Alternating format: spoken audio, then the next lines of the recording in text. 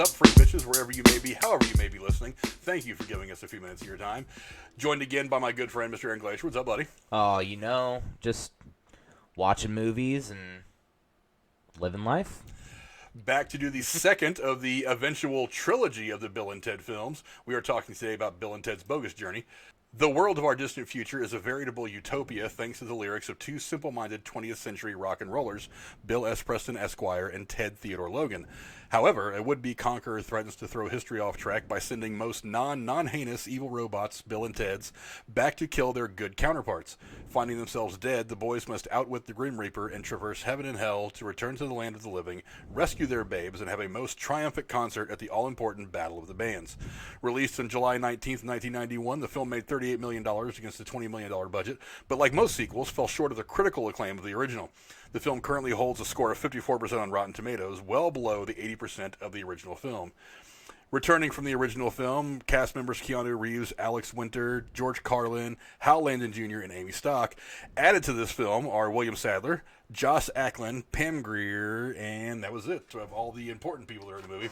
The cast is every bit as good as it was for the original for the most part. They also added Pam Grier, who I actually absolutely like. One person they added was Frank Welker, who does a lot of voices for Autobots and a lot of other animated stuff, who does the voices of Satan, the Easter Bunny, and Station, though he was uncredited for all those, I believe.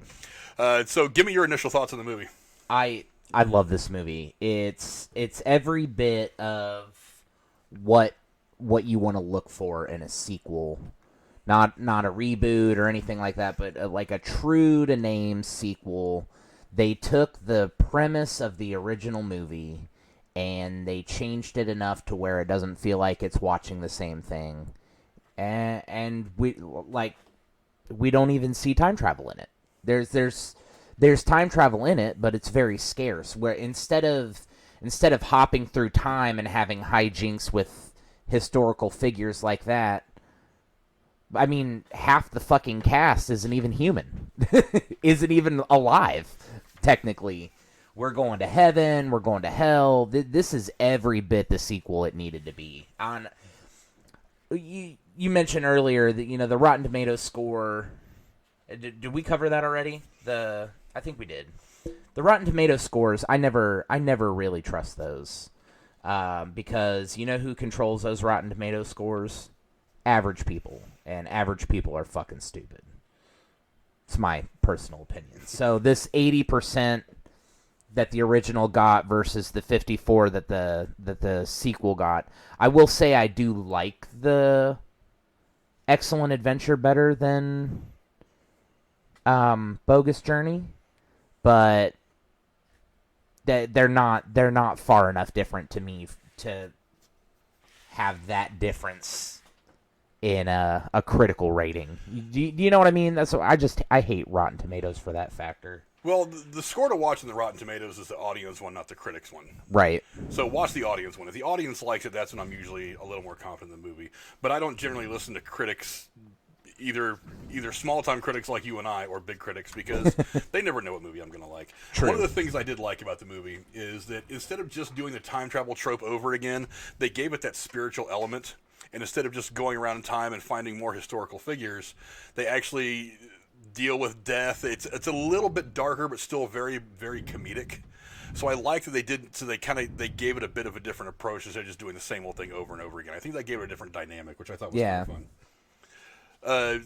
It's you can't honestly expect a sequel to be as good as the original anymore. No, never. It's a rare thing to find a Terminator 2 or an Aliens or something like that where the sequel shines as bright as the original. All you really needed this movie to be was just entertaining. They definitely poured a little bit more money into it. It had a $20 million budget against an $8 million budget from the original film. Yeah, 6, wasn't it?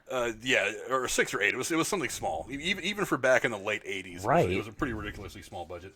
Especially for a movie that you expected to be able to sell to the big demographic of moviegoers, being the teenagers and the young adults. But, I just think the movie was fun. It was goofy. It doesn't take itself... It took itself just a little bit more seriously than the first one by adding in the elements of, death. Yeah. But it still didn't... It didn't really change the basic journey of these two primary characters of Bill and Ted by trying to make them out to be something they weren't. They're still just these goofy, dumb fucking teenagers that are jamming in their own garage. Yep. And they find themselves in this weird, unique situation that in which they travel this situation just being who they are. And that's one of the things that I've always thought was really cool about the movie is it didn't try to reinvent what it was from the first movie. It was just fun. Yeah. Just kind of a bit of a different setting. They also visited some pretty interesting places where Bill and Ted go to get killed. That's in the desert. In the desert. That's actually the same rock from that famous Star Trek: The Original Series episode where Kirk fights the Lizard Man. Oh, and his coffee cups in the fucking picture frame. Yeah, that's actually the same. Same location. Range, same location. That's kind of interesting. But we'll get to some more trivia later on. Just overall, I just think it was a really fun movie. It was a fun sequel. It didn't have to do too much. It just needed to be a little bit more of Bill and Ted doing what Bill and Ted do, and that's stumbling into the solution to their problem. And even the bits that they hit on that were serious, it was still like very comedic approach to it. Like when they were in hell, and then they were literally told to choose their own personal hell. Watching any part of that particular section of the movie, I'm like, oh yeah, if this is what their hell's like, I can imagine what my hell would be if I was placed here. Oh my god, it's such an interesting take on it, and then to immediately follow that with them sitting in the darkest dungeon room you've ever seen on television, on the silver screen at all, fucking playing Battleship with death, and he's such a fucking sore loser about it. He's never lost in all of time. He has never once lost any game he's played against somebody who's challenged him, and he lost 7 times in a row to the same 2 people. The same 2 fucking idiots. To these guys who are absolute fucking doofuses. Like I said, one of the funniest things about this entire franchise is that these guys just stumble into the solutions of everything. And we were talking about it in the review for the first one, is you kind of just turn off your brain and don't really think too hard about it, but it's just kind of like, God, how lucky are these guys that they literally just step on a pile of dog shit, slip, and fall into the solution to their problem. It's just absolutely hilarious. We're failing in the first movie. We're failing, and one of us is going to get moved to Alaska, so we're chilling in the fucking parking lot of a Circle K at like 10 o'clock at night asking random people the answer to our fucking history questions when a telephone booth falls out of the sky and we get to travel through time, and now we're facing death. Like, come on now. And then they meet God. They go and they beat death, and fucking his pussy whipped ass. He makes them. They make him go to God so that they can ask for help, and on their way through the fucking pearly gates, they mug 3 people and put death in a dress. Like, come on. This shit's too funny. It's just too funny. You mentioned them being in heaven. One of the things I thought was kind of funny is Death criticizes the boys for thinking that the most brilliant scientist in the universe would be a human when they meet Station. And so I was sitting there watching it yesterday, and I was kind of like, the 2 Station characters are the only people that they show in heaven that aren't human. Yep. I was like, that's just a funny... No, they're not. They're the only ones that I noticed. They're the only ones that don't look humanoid. There were people that had like different colored skin and shit in that scene, if I remember correctly. But then again, Einstein was they were also playing fucking charades. Like, and Death, who's never lost a game in his life, shouts out the wrong answer to charades in heaven. Like, come on now. Continuity problems. Oh my god, this is too fucking hilarious. Another thing I thought was funny is I'm watching when they're in the parking lot of the hardware store buying all that crap that they use to build the good robot us's. Yeah. I noticed that both the smaller stations, they have an ash crack that goes all the way up to the back of their fucking yes. I was like, God. Station. I was like, you really couldn't have made them just a little more human looking and given them like an actual ass. Another thing I thought was really hilarious was when evil Bill and Ted kidnap the 2 girls to take them to the Battle of the Bands to kill them. They knock out the blonde, Missy, the stepmom. Yeah. And then almost literally 40 seconds of film later, not There- only is she awake, but she's plopping down on the couch with all of her friends to watch the Battle of the Bands. That's not even the Nothing crazy fucking part. happened. That's not even the fucking craziest part about it. The craziest part about it is evil robot Ted launched himself through the fucking windshield of the car that they crashed into the side of the house, and there was no damage to the house when they sat down at that fucking couch. Continuity problem. You think there was somebody that's like, maybe we should kind of work in a scene to where if she'd have showed up there to try to save the girls and watch from there, that would have made a little more sense. Never mind the fact that my 2 same age as me stepsons were fucking 40 minutes ago ghosts looking down my shirt that I banished to hell. Like, oh my god. Yeah, she's not the smartest. She's not the smartest girl in the world. One of the things that I did notice about this movie is, and I said something in the review that we did for the first one, that all the time travel tropes that they tell us in all the movies not to do, don't talk to your former self, don't bet on sporting events, yada, yada, yada. They make fun of all this at the end of the movie when they're going back and forth with Chuck Denomalos about, I'm going to go back in time and put my gun there. I'm going to go back in time and put this cage there, this key there, and whatever. They kind of made fun of that from the first movie with that whole back and forth, which I thought was actually really funny. Yeah, another thing I noticed is the British family that's watching the TV during the whole Battle of the Bands thing. That was actually William Sadler. Yes, it was. But it was also never pick that. I'd never until you literally just were starting to talk about that. I never picked up on that guy is Death. That's the guy that plays Death. But on top of that, the little girl and the wife is actually his real life daughter and wife. No shit. That were in the movie. Very well. I thought that was kind of an interesting little thing. But yeah, I didn't realize that because I was watching the movie while I was going through and reading some articles about things like that, trying to find some little trivia. And that was one of the things that I stumbled across as I was reading. I was like, oh, that's pretty freaking wild. He's actually in the movie twice. Of course, he's only credited once as actually, well, in my actually on Wikipedia, he's actually credited as Death and English Father, but he's uncredited as English Father. He's only credited as Death.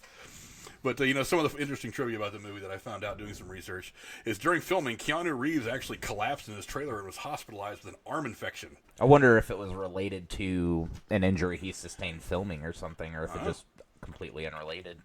I don't know how you would get an arm infection unless you got injured doing something else. Yeah, I don't know. I don't know. I tried to look up a little bit of it online, but there just wasn't much to it. Jesus Christ, it was 30-some years ago. Yeah. So, also, the place that was used in Southern California for the university is called Tillman Water Reclamation Plant in Van Nuys. It's used to represent Bill and Ted University in 2691. It would later be used to represent another future university, Starfleet Academy, in Star Trek The Next Generation, in the episode First Duty that aired in 1992, and also in Star Trek Voyager in the episode In the Flesh in 1998. People don't realize that was also the building that was used in Biodome with Pauly Shore. Was it really? Yes. Very well. It's actually a pretty heavily used place in films. Oh yeah, and you can actually go there. It's this big, biodiverse whatever. You can go take tours, but they do a lot of stuff right there. I've read about it. I've never actually been there. But in what the movie could have been, in an early draft of the script, Rufus was actually the villain. I could see this, especially if you go based off of one of the theories that I posited in the last video that we talked about, how if you're dealing with time travel, you have 2 different schools of thought, and one of the schools of thought is anything that you do while you're time traveling is something that was set in stone to happen anyways. Maybe Rufus had to come back to be the villain, because look at the way the movie ended. Maybe Rufus had to be the villain to push them to global peace, because the whole premise of the last 20 minutes of the movie is the fact that what is his name? Denomalos is actually one of the writers' names spelled backwards. Denomalos comes in and he uses a device, and he literally is broadcasting this fucking hole in the ground San Dimas Battle of the Bands concert across the fucking globe. The whole world gets to watch him lose to 2 fucking idiots playing time travel god. And then they give their speech, right? if Rufus was set to be the villain, and he was obviously the good guy in the first one, maybe he was just supposed to be a quasi-villain in this one because he's supposed to force them to make that get to that point. You know what I mean? If they'd have just made him the MacGuffin to push Bill and Ted to where they needed to be, I would have been disappointed. I liked having a real villain. Yeah, no, I like the way that it was. Scene with the cage dropping and the key and the gun and all that. I don't think you could have had set that up the if you key let Rufus be the bad guy. And a gun. But that's the thing is, if it would have been what you were saying, Rufus wouldn't have been the bad guy. He would have just been that guy behind the curtain pushing Bill and Ted. And then at the end of all this, he jumps out and goes, "Aha! It was me the whole time. I wasn't really a bad guy. I was just trying to make you guys get to where you needed to be." That wouldn't have. That would have demonized. It would not. It wouldn't have. It wouldn't have worked the same. Yeah. I would have felt a little deflated if I'd have seen that. Well, as I sit here right now as a film fan, I would have felt a little deflated at that ending. I'd have been like, really? That's the best you can do? I liked having a real bad guy. I think that made it all better. Since Denomalus was arrested in present day, do you think we'll see him in jail in the third movie? I doubt it. It'd be hilarious. Is he even alive? I think the guy that played him, I'm not 100% sure. I'd have to look it up. But the guy that played him was Josh Ackland. He was actually the bad guy in the second or third Lethal Weapon movie, the guy from Africa. I'm not entirely sure that guy's still alive. He's He's the I have diplomatic immunity. Yeah. I really doubt he's alive. He was probably in his 60s back in the did you say his early name was? 90s. Ackland. Where's that at? Joss Ackland. There it is. Oh, Joss. Yeah, Joss, like Joss Whedon. So, I mean, you might get a mention of him or something like that. It's kind of a little Easter egg, but I really doubt he's going to be in the movie. Bro, he's still alive. Is he really? Yeah, he's 92 years old. Yeah, no doubt. He lives in Kensington, North Kensington, London. No doubt. Okay, well, good on that guy. I'm glad he's still He doesn't look half bad. He looks like... Look at this picture. Look, here, I don't know if you can see that there, but look at this picture. Doesn't it look like he could fucking put the suit on and still be the guy? It looks like he could probably still do it. Oh my god. Looks like he could probably still do it. But, going back to the Bill and Ted University, it was founded in 2425. So in 405 years, you too can enroll in Bill and Ted University, wherever the hell they might build it at. So, 405 years from now, keep a lookout. We'll have to see what kind of sports teams they have, see if we can get a scholarship somewhere. According to the fourth draft of the script, one of the guys from the future was going to be played by Tom Petty, to whom Rufus refers to by Sir Thomas Petty. Yep. So I guess Tom Petty was supposed to be in this movie at some point, or at least they thought he was going to be in the movie. I don't know if they ever actually approached him for it or not. Won't be able to ask him anymore because Tom Petty's passed away, unfortunately. But hey, it's interesting to think that Tom Petty could have been one of those musical guys that could have shown up in this movie that was pretty heavily musically influenced. Yeah. At the end, when the Grim Reaper sings his song and says, "You could be a king or a little street sweeper, but sooner or later you'll dance with the Reaper." Those were actually the last words of Robert Alton Harris, who was executed in California in 1992. A year after the film came out. So he must have liked Death's character so much he chose those as his last words before the state of California killed him. True. First person to be executed in California since 1967. No doubt. Also, for the character Station, the name Station was the result of a leftover editing typo, according to the movie's writers Chris Matheson and Ed Solomon. They had cut a scene from the script labeled Interior Police Station, but had left the station part dangling, as they were drunk at the time, found saying station in a tiny Martian voice was hilarious, and the name stuck. And then not only did it stick, they ended up taking it and putting it at other parts of the fucking movie. They were saying Station at the beginning of the movie before we even knew who the fuck Station was. Yeah, the guy from Faith No More. When he comes out in the beginning of the movie, when Rufus is in the Station. he walks out and goes, "Station!" And I was like, "What the fuck?" He just like some random word. He could have come out and yelled "snorkel," and nobody would have been like, "Snorkel, cool." Well, and then you also have frickin' Evil Bill and Ted. Literally, anytime something sounds awesome to them, they say "station." Yeah, that becomes the cool word. It's like to say something like bad, just like in the good way. Something is bad. It's like, that's so Station. We should start using that regularly. We should. I'm going to. I'm doing it now. It's decided. I'm going to work tomorrow, and somebody's going to say something. I'm going to Station. Station. I already know that not a single person I work with has seen either one of these movies. Well, it's their loss, not ours. That's what I told them. But anyway, final thoughts on the movie. Be excellent. And party on, dudes. Party on, dudes. Listen, we will obviously be back here in the next couple weeks as soon as the new Bill and Ted Face the Music comes out with our review on that film. It'll be nice to do a review of a new film for the first time in 2020. Jesus Christ, it's been such a bad year for movies. Oh my but God, we're gonna make it's been it such through a this, bad folks. year in general. Fuck you. That's true, but we'll be doing new movie reviews again here soon, folks. One of these days we'll get past all this and we'll be getting some new movie reviews. But go down in the comments below. Let us know what you guys thought of this movie. Let us know what you think we're going to get with Bill and Ted Face the Music. Just let us know in general what you think of this entire trilogy once it all comes out. I think this is probably going to be a pretty fair wrap up to the entire trilogy. It's going to be nice to see Keanu Reeves break away from the more serious stuff that he's been doing and go back to this goofy character one more time, because him and Alex Winter still look good. Yeah.